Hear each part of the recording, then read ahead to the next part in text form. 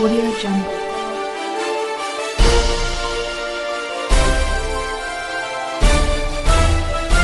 Audio Jungle. Good afternoon.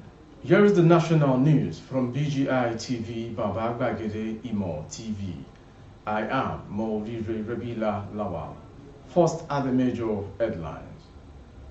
Governorship House of Assembly elections will still hold on March 11th. INEC. Tinubu victory, 6 states drag FG to Supreme Court. Youth demand trial of Rep member Ado Dogwa.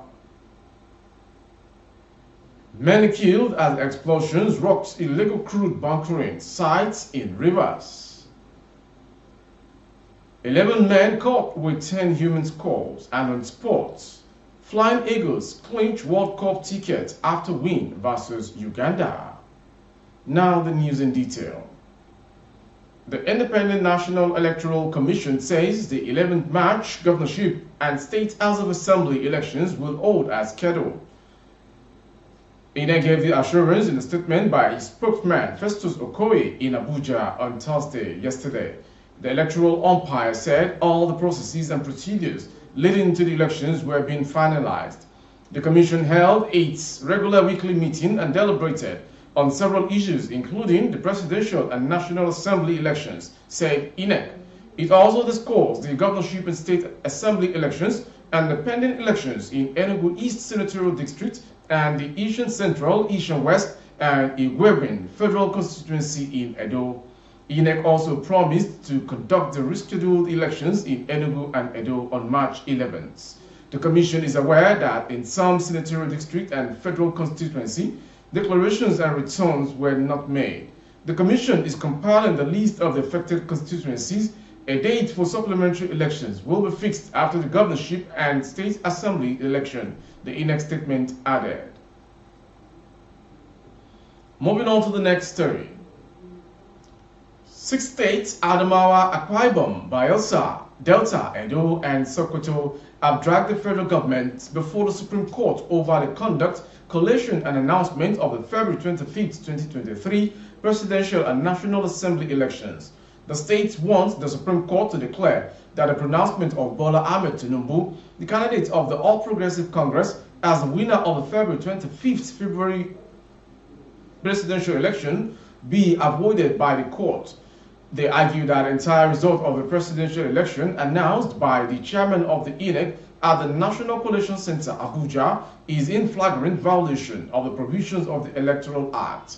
According to them, they want a declaration that a non-uploading of the results of each of the 176,974 polling units nationwide in respect of the presidential election and National Assembly elections were not in accordance with the provisions of the Electoral Act.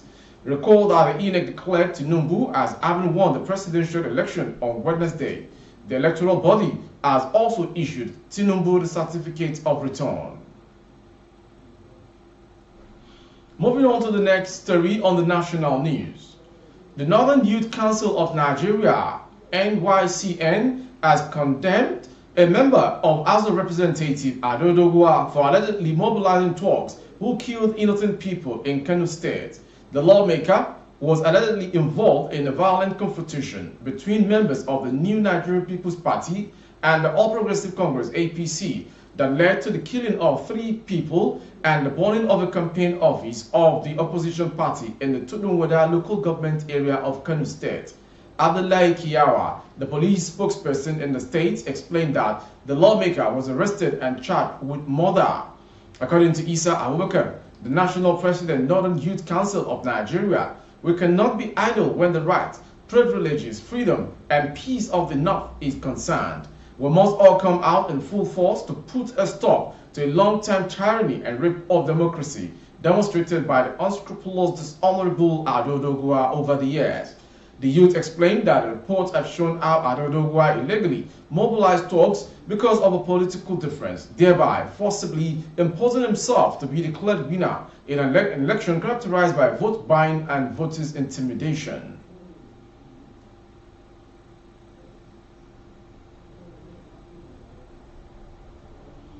Going on to the next story.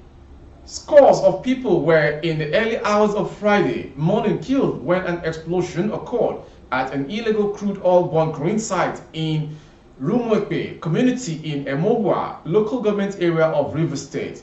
Information gathered that the incident occurred at about 2 a.m. at the tapping points on the Trans-Niger Delta Pipeline (TNP), which passed through the community. A spark came from a bus loaded with crude oil for transportation to the refining point, a development that resulted into fire and explosion. Executive Director of Youth and Environmental Advocacy Center, YEAC, Nigeria, Fine Face in a statement issued in Port Harcourt said the victims, including women, were burned beyond recognition. Fine Face said the explosion and fire, which has left dozens, including women, dead and burned beyond recognition, with many other vehicles and tricycles burnt to ashes as a tapping point said to be on the Trans-Niger Delta Pipeline that passed through the community. All those who were at the exact tapping point and the pit got killed, while some of those who had loaded with crude and waiting to load, including women, have been killed by the explosion. From that story, we'll go to the next one from Ibadan. The police in Oyo State have arrested 11 suspects in possession of 9 dry human skulls, 1 fresh human head, intestines, and other human body parts. SP Adewale Oshifeso, spokesman of the command, disclosed this on Thursday while briefing journalists. He explained that discreet intelligence gathering carried out on February 22nd by a police monitoring unit uncovered the criminal activities of the suspect. He said the operatives cracked down on the suspected ritualists who specialized in selling human skulls and other human organs for ritual purposes in their hideout at Oritakperi area of Ibadan, noting that the 11 members of the squad and criminal gang confessed to the crime upon interrogation. He further said that the suspect confessed that the dry human skulls were harvested from burial grounds and that the fresh human head and other body organs were harvested from persons having been killed by their kingpin, simply identified as Amududun, who was at large.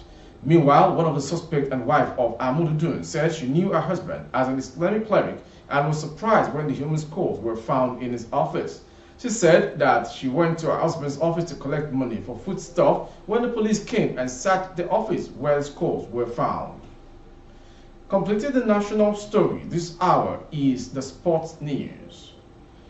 On a victory note, the Flying Eagles of Nigeria have booked their place at this year's Under-20 World Cup after edging Uganda 1-0 in Thursday's quarter-final tie, which Uganda CompeteSports.com report.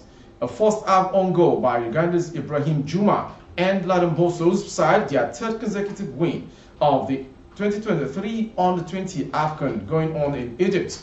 They are the second team to seal qualification to the World Cup after Senegal edged Benin Republic to become the first team to book their place.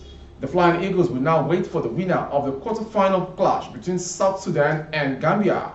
Just 3rd minute into the game, the Flying Eagles almost opened scoring through Ibrahim Mohammed, but his left foot shot takes a deflection and goes just wide.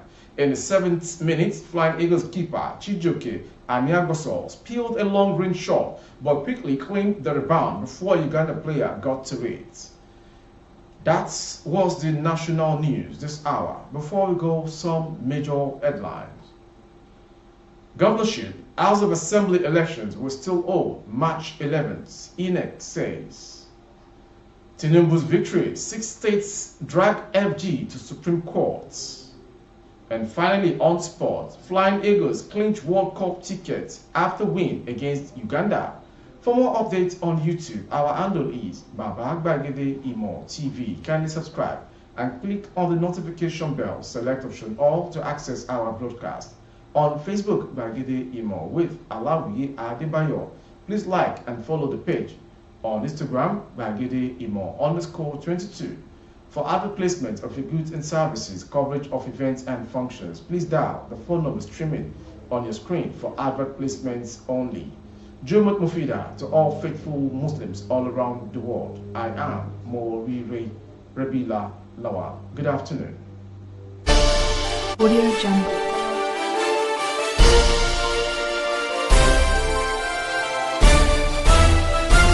Audio Jungle.